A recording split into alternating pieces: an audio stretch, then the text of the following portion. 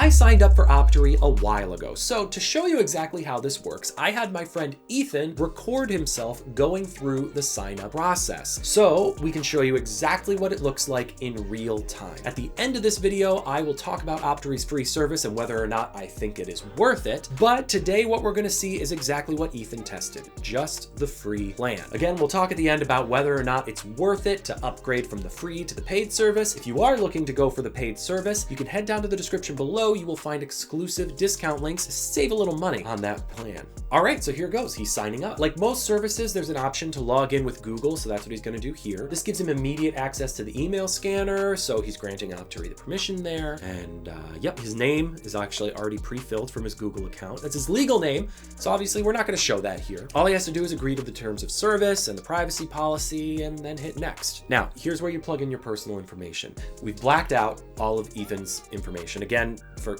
obvious reasons, but this is a pretty quick step. Honestly, the whole process won't take more than a couple of minutes. Right, then you'll go to this page that says, let's get started. First step is to investigate what information of yours is out there and posted online. So you can submit opt-out requests on your own, or you can have Optory do that automatically for you if you upgrade to the paid plan. We'll talk about that a little later. Oh, there's also an option to complete your profile for more accurate results. So Ethan's gonna go ahead and click, let's get started. Right away, the site starts a countdown. His initial scan will begin in 45 minutes. The reason they wait is to give you some extra time to add some information first. The more information you provide, the more accurate and thorough the scan can be. So Ethan's gonna start adding in details so that the results are as accurate as possible. So his basic info is already in, so now he's adding a couple of additional email addresses. He's gonna throw in a phone number, plug in his current address. I happen to know that he has moved recently, so he's gonna put his previous address in there as well. Next up, there is a section to add past employers. So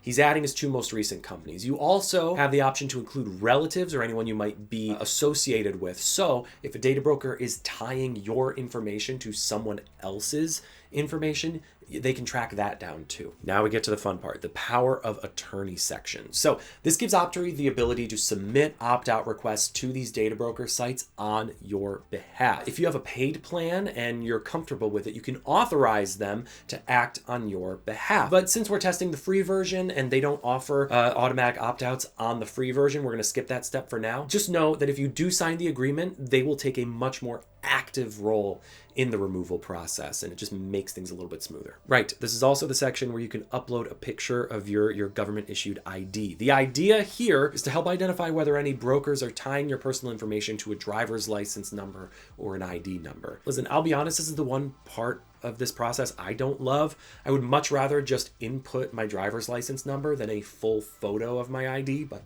you know, that's just the way the system works right now. So Ethan has now entered a ton of information. And even though the countdown has only dropped to 35 minutes, he's gonna go ahead and start the scan manually. Optory will prompt you one more time if you wanna add more information, but he's added in plenty. So we're hitting start scan, and now the scan is officially in progress. Obviously, Ethan is not sitting with me right now, so he recorded this well in advance, so we're just gonna jump ahead to the end and see what that scan found.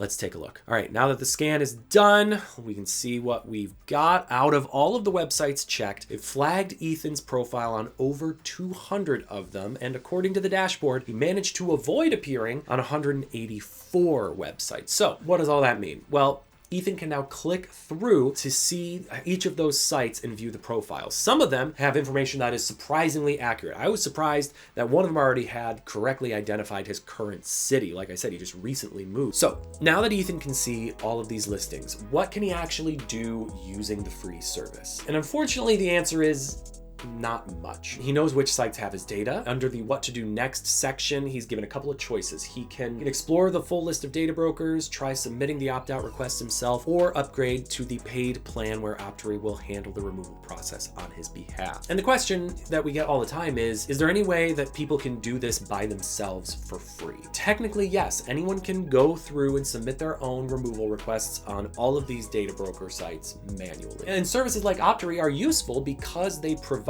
you with a list after doing a scan, and it'll point you in the right direction of where to look. That part is free.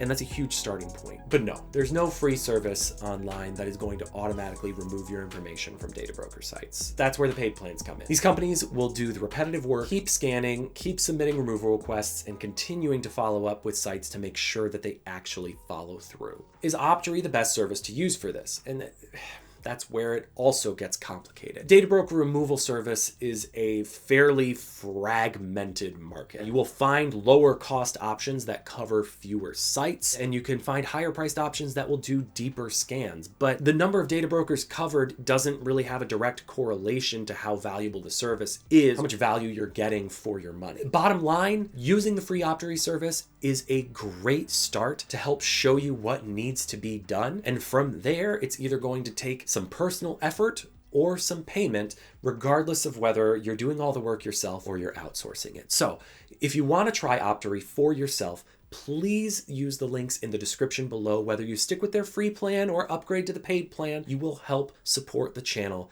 which I greatly appreciate. Stay safe out there. Thank you so much for watching, and we'll see you in the next video.